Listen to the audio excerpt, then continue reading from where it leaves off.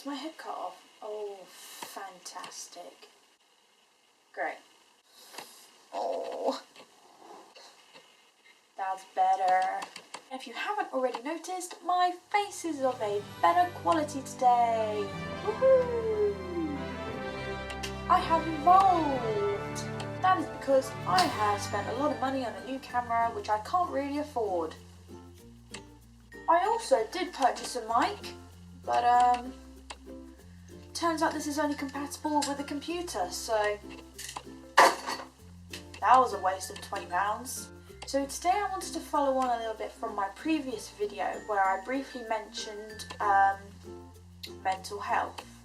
And today I want to talk about something which I and many others have gone through. I'm talking today about actual clinical anxiety. Let me just find a definition. If my laptop wants to work, that'd be lovely. Right, okay. Signs and symptoms. Generalized anxiety disorder. People with generalized anxiety disorder display excessive anxiety or worry for months and face several anxiety-related symptoms. So the symptoms include restlessness or feeling wound up or on edge. I am reading from my laptop, by the way, I'm not just looking down. Being easily fatigued, difficulty concentrating, having their minds go blank, irritability, muscle tension, difficulty controlling the worry, and sleep problems.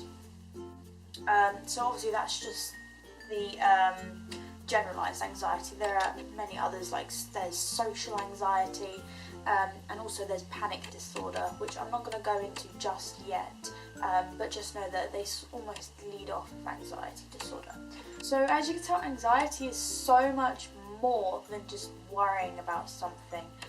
It makes you feel dizzy, it makes you feel shaky, it makes you just scared of pretty much, I want to say everything. In my case, it just makes me pretty much scared of everything. I was terrified of leaving my house when I was suffering with this. It's a really awful thing to go through, and I wouldn't wish it on anybody. I wouldn't wish it on my worst enemy. You can't control it, and that's the worst thing. Well, you can control it, and that is what I'm here to tell you today. So it's generally brought on by specific or new situations. So if you're going somewhere new, you might find that your anxiety plays up a little bit more than usual. I know in my case it certainly does. And also certain situations. For instance, there was a point in my life where I couldn't get on any public transport at all because it triggered my anxiety too bad. Alright, phone.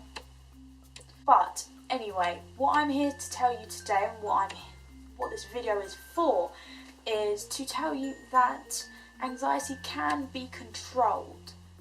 I'm not saying it's easy. It's definitely not.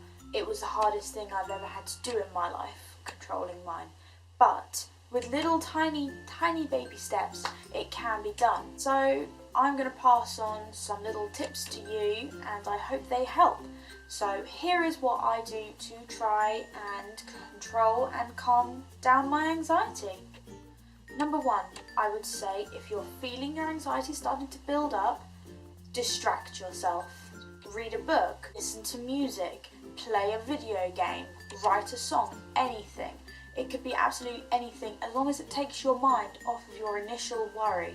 You know, sometimes I like to go for a walk around the block if I'm feeling a bit anxious, or I do a drawing. It can be absolutely anything. Find something you enjoy doing and do that. Secondly, thinking certain things. So reminding yourself of certain things. For instance, you must remind yourself if you feel yourself starting to become anxious or even panic. This cannot hurt me. It cannot. It feels scary, and you will or may feel physically ill, but it cannot hurt you. You are not in any danger, and what you are feeling cannot physically harm you.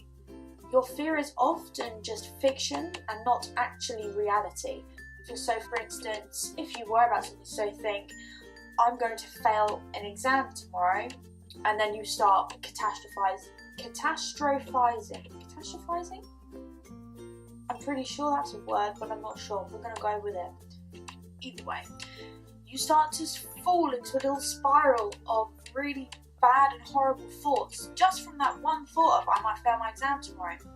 For instance, when I think that, I think, I'm going to fail my exam, which means I'm going to get kicked out of uni, which means I'm never going to get a job in my life, and I'm never going to be happy, and no one's ever going to love me, blah, blah, blah, blah, blah, blah. Stop and think to yourself, what is the worst thing that can happen here? You might not make it into the second year of uni. Is that the end of the world? No, it is not. That's just what life has intended to happen for you. Whatever happens, it's meant to have happened. It's all leading onto a different, bigger, better picture. You have to try and believe that. Apologies, my camera overheated. No, you just have to try and remember, at whatever situation you are in now, it will not last forever, and it cannot physically hurt you. You will be fine. The third thing I would recommend wholeheartedly, because this is what helped me the most, I would say, is exercise. Exercise, and to be honest, a good diet. Drink enough water. Get your 5 a day, or in fact I think it might be more than 5 a day now, but don't quote me on that. Exercise at least once a day.